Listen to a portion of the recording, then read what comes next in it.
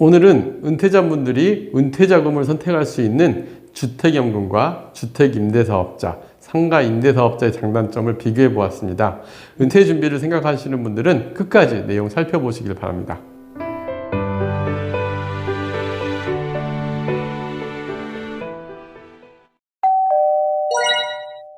안녕하세요. 월세호스TV의 최영수입니다. 네, 오늘 알려주실 내용은 무엇인가요? 오늘은 제가 지금 현재 컨설팅 진행 중인 내용인데요. 오늘 여러분들한테도 좀 의견 좀 물어보는 내용입니다. 오늘 일단 상담 사례자분부터 소개를 해드리면, 일단 고양시 킨텍스에 있는 아파트 한 채를 소유하고 계시고, 은퇴자분은 1960년생, 그리고 사모님은 62년생 은퇴자 부부입니다. 일단 이 두 분은 60세가 넘으셨는데 자녀도 분가해서 추가적으로 목돈이 들어갈 일이 없고요. 그리고 이제 모든 자금들, 자녀 결혼자금 이런 걸 다 쓰는 바람에 현금은 5천만 원 현금을 보유하고 있고 아파트 한 채 대출 없이 가지고 있습니다. 근데 현재 구직 중이긴 한데 아직 직업을 구하기 어려운 상황이라서 국민연금 외에는 소득이 없는 상황이세요. 그래서 일단 이제 현재 갖고 있는 현금을 사용하면서 이제 생활을 하고 계시는데 어쨌든 걱정이 많이 되겠죠. 그래서 이제 은퇴자금으로서 활용할 수 있는 자산이 집밖에 없으니까 집을 활용할 수 있는 방법에 대해서 고민을 했었고, 최근에 이제 이분이 그 지인이 사는 지역이 어디냐면 김포 한강신도시였어요. 한강신도시에 이제 아파트를 가서 봤는데 33평 아파트가 한 5억 정도는 매수 가능하니까 현재 본인이 보유하고 있는 집이 일산 킨텍스 아파트가 11억 시세가 되어 있더라고요. 그래서 11억 시세를 반영을 해서 이 집을 매각하고 한강신도시로 아파트로 이전을 하면 남는 금액으로 수익형 부동산을 통해서 임대사업을 해서 금융자산을 운영하는 방법 플러스 금융자산을 운영하는 방법도 있고, 아니면 이제 자기가 알아보니까 한국주택금융공사에서 지금 주택연금이라는 상품이 있습니다. 주택연금이라는 상품을 갖다가 내가 만약 가입을 하게 되면은 이 집을 담보로 대출해 주는 것 같거든요. 영모기지라고 하죠. 이 영모기지를 받았을 때 월 금액을 받는 것과 비교를 통해 선택을 좀 하고 싶어 하시는데, 저도 사실은 이제 이건 투자자들의 취향, 그 다음에 성향, 여러 가지가 반영이 돼야 되는데, 저는 개인적으로는 임대사업이 나을 것 같다라는 판단을 해서 대안을 제시를 해드렸지만, 여러분들은 어떻게 생각하는지 오늘 한번 내용을 끝까지 살펴보시고 여러분들도 한번 의견을 주시면 저도 이 의견을 전달 좀 해드릴 수 있을 것 같아요. 그래서 여러분들이 이 내용들을 한번 비교를 해보고 어떤 게 나은지 한번 각자 의견 한번 내면 참 좋은 컨텐츠가 될 것 같습니다. 네, 그렇다면 이분이 주택연금 수령 시 받을 수 있는 금액과 임대사업 투자 시 월세 수입을 어떻게 할 수 있을까요? 일단 주택연금이라는 거는 이제 한국주택금융공사에서 법적으로 이제 보장해주는 연금 상품입니다. 평생 종신토록 연금을 받을 수가 있고요.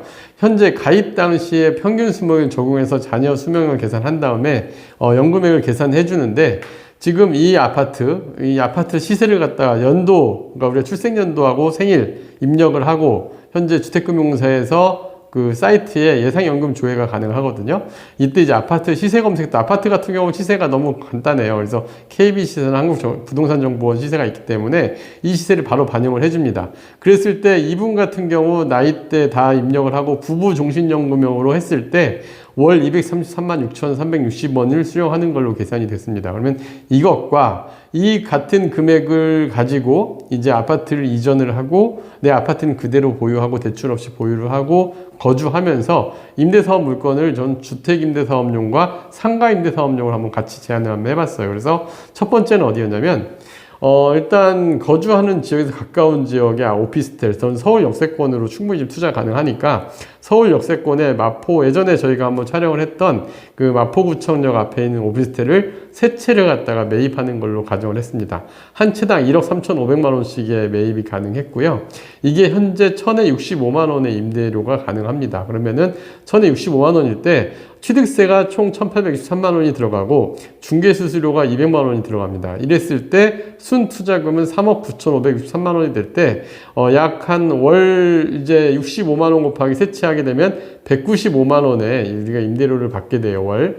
그랬을 때 5.91% 수익률이 가능하고, 만약에 이렇게 하게 되면은 분산 투자보다는 관리가 용이하기 때문에 건물 한 건물에 투자하는 걸 좀 추천을 해드렸거든요. 그리고 이제 계산을 해보면 총 4억이 좀 덜 되는 돈이 투자하게 되기 때문에 한 1억 5천만 원 현금을 보유가 가능합니다. 이것도 금융상품으로 또 운영이 가능하잖아요. 포트폴리오도 안정적으로 가져갈 수 있는 방법이 되는 거고요. 그리고 두 번째는 상가 임대 사업용 물건도 같이 추천을 드렸어요. 이거는 제가 고양시에 있는 한방병원이 임대가 맞춰지는 5층 상가입니다. 전용 면적 33평이고 요것도 물건 찾다 보니까 이분한테 참 적합한 물건 같아요. 일단 10년 임대 계약이 되어 있고 이미 계약 병원이 운영 중에 있습니다. 또 거주 지역에서 가깝고 수익률도 6% 이상 병원 상가입니다. 그러면은 4억 6천짜리가 3천에 230만 원의 VAT 별도가로 임대 계약이 되어 있었고요. 부부가 공동명의로 하면 소득세도 좀 낮출 수 있는 방법이 되거든요. 그래서 공동명의로 법인이 아닌 개인 사업자로 가져갔을 때 이 상가 같은 경우는 또 5년, 이 계약이 5년이 종료가 되면 5년 후부터는 5% 이내로 인상도 가능한 조건이 되어 있습니다.